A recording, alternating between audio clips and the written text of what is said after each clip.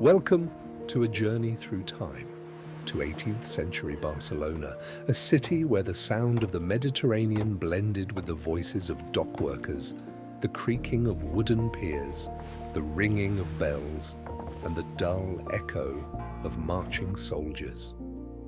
Thanks to modern artificial intelligence technologies, we can now bring old engravings and paintings to life, transforming them into photorealistic scenes and seeing Barcelona as its residents knew it in the 18th century, without a romantic filter, but with a sense of genuine presence. Let's step into this era and begin our walk. In the early 1700s, Barcelona was one of the most important ports of the Western Mediterranean and home to around 40,000 people living within dense city walls between the sea and the surrounding hills. It was a city of merchants, sailors, craftsmen, and soldiers, a city that still remembered its former autonomy and was already beginning to adapt to the new reality of centralized power. Our journey begins where Barcelona met the sea. In the 18th century, the city was not separated from the water by wide boulevards or promenade embankments. The sea came almost right up to the buildings, and the shoreline was a mix of sand, wooden piers, and temporary docks. Early in the morning, fishing boats returned with their catch, nets heavy with fish and decks wet with salt water. Nearby stood merchant ships arriving from Marseille, Genoa, Naples, and other Mediterranean ports loaded with barrels of wine, olive oil, textiles, and wool. Larger vessels waited offshore, while smaller boats moved between them, transporting goods and people. The sea fed Barcelona, provided income and connected it to the outside world, but it also reminded the city of its dangers as enemy fleets could appear from the same direction. Near the shoreline rose the city walls and bastions, part of a complex defensive system that shaped Barcelona's appearance in the 18th century. The city was trapped between the sea and its fortifications, and any expansion required enormous effort. After the dramatic events of the early century, especially following the siege of 1714, defense became not only protection from external threats, but also a tool of control. The most powerful symbol of this was the Citadel, a massive fortress built by order of King Philip V. Hundreds of houses in the La Ribera district were demolished for its construction, forcing thousands of residents to leave their homes. For many Barcelonans, the citadel became a painful reminder of lost freedoms. From its bastions, soldiers could observe the city streets, and its cannons were aimed not so much toward the sea as inward at Barcelona itself. Leaving the fortifications behind, we moved deeper into the old city, into the dense, tangled world of the narrow streets of La Ribera. In the 18th century, this was one of Barcelona's most vibrant districts, where everyday life was in constant motion. Craftsmen and laborers lived here, with workshops located directly on the ground floors of their homes.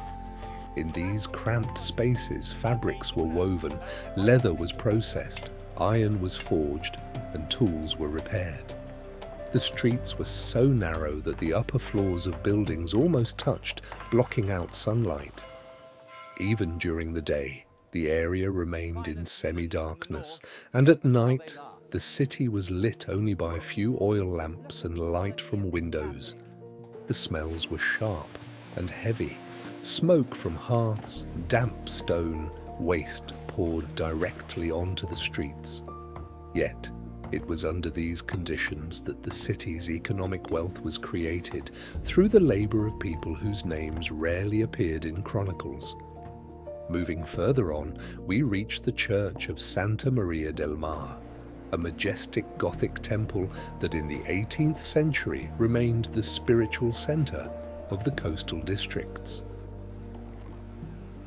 Built in the 14th century with funds from merchants and sailors, it was seen as a church of ordinary townspeople rather than royal authority. Inside, its tall stone columns created a sense of stability and calm, something deeply needed in a city that had endured political upheaval. Here people prayed before long voyages, asked for protection from storms, and gave thanks for safe returns. In this space, the lives of those closely tied to the sea and trade intersected. From the church, our path leads to the Bourne district, one of the few relatively open spaces within the city walls. In the 18th century, this square served as a site for markets, public gatherings and official announcements. Grain, meat and wine were traded here, and royal decrees and news from Madrid were read aloud. On ordinary days, the square was noisy and chaotic, filled with carts, animals and people from all walks of life.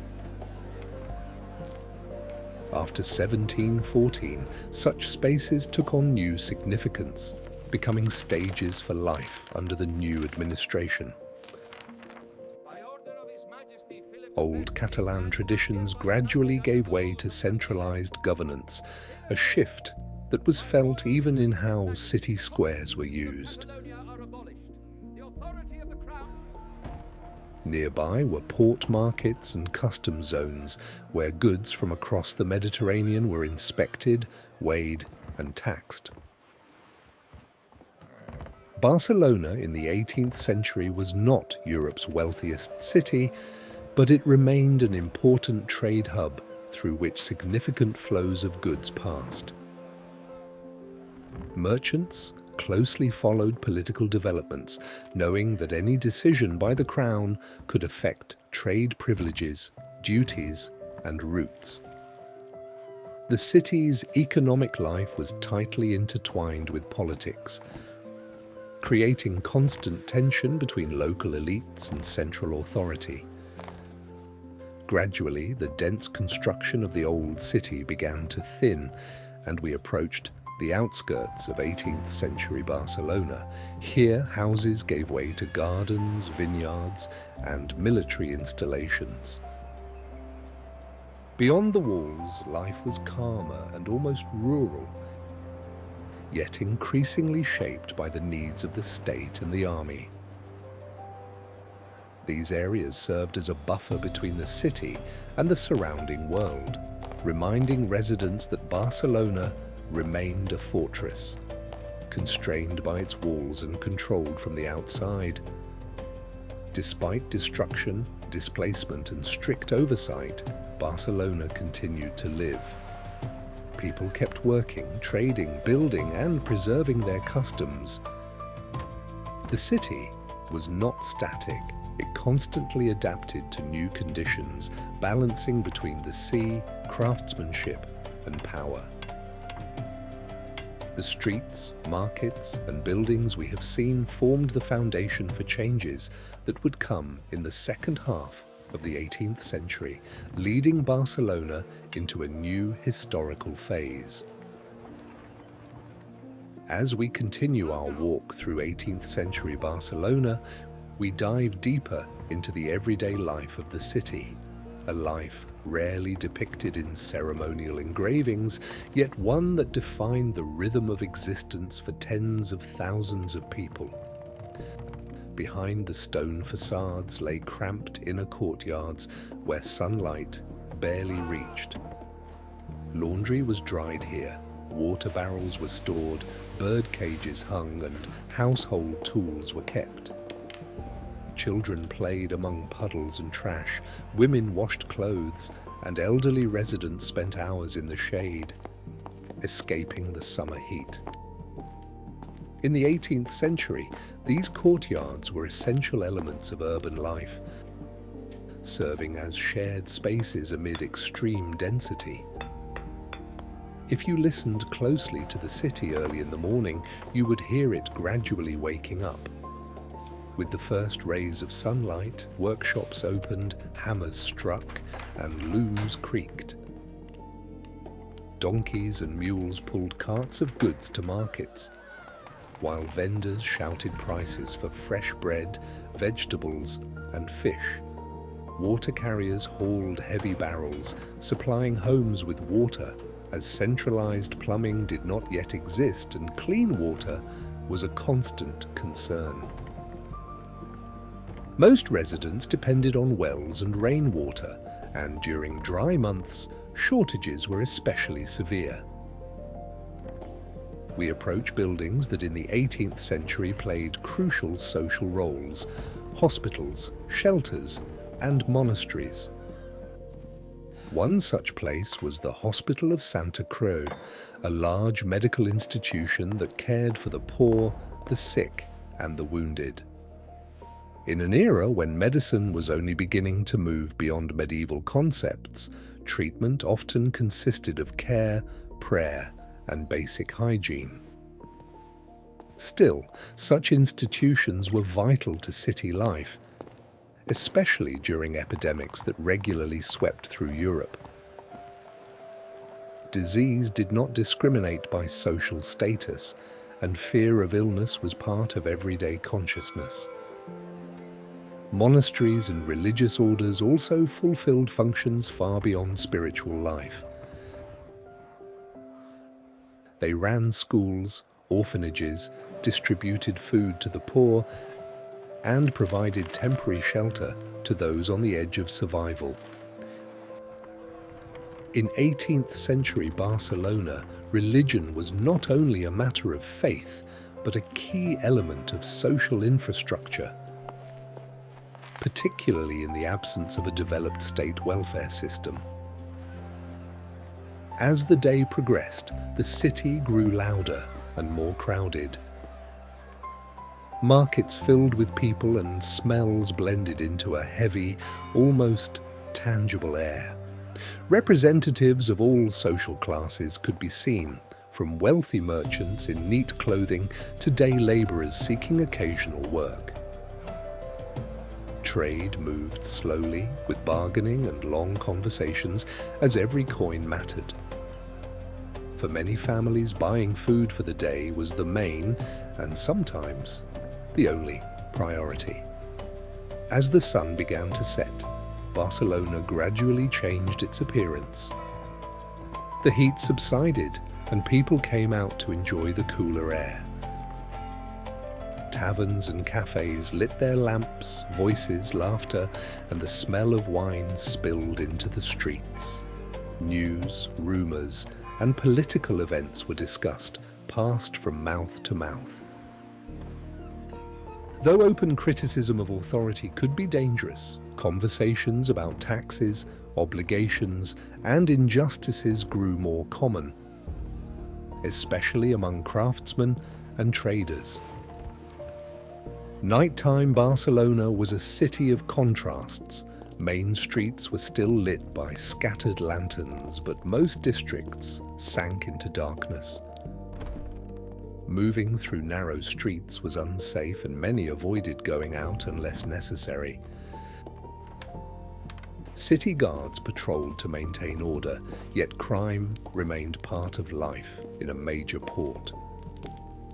Still, night also offered a degree of freedom, moments when the city felt less controlled, and its inhabitants allowed themselves small liberties. Beyond the city walls, life followed a different rhythm. Fields, gardens, and small settlements supplied Barcelona with food. These rural areas were gradually drawn into the city's orbit, becoming part of its economic system. Farmers depended on urban markets, while the city relied on their harvests. The 18th century marked a time when this interdependence strengthened, laying the groundwork for future growth beyond the old walls. Yet the walls remained an impenetrable boundary. They limited expansion, intensified overcrowding, and worsened sanitary conditions. more voices began calling for change, though real transformation still seemed distant. 18th century Barcelona lived in a state of restrained tension between past and future, between tradition and inevitable transformation. And yet, it was during this period that the city's character was shaped. Barcelona learned to survive under constraints, adapt to external control, and find opportunities for development even within tight limits. The city preserved its connection to the sea, its craftsmanship, and an inner resilience that would carry it into the 19th century, ready for major change. The streets, courtyards, markets, and buildings we walked through today became the foundation for Barcelona's future transformation. In the next century, the walls would be torn down, the city would burst beyond its limits, and rapid growth would begin. But the roots of that expansion lie here, in the 18th century, in the everyday lives of ordinary people whose names history barely preserved. This was our journey through 18th century Barcelona, a city living between sea, craft, and power, a city of constraints and quiet forward motion. Write in the comments which city and which era you would like to see in our next journey, and perhaps it will come alive in our next video. As always, see you in the past.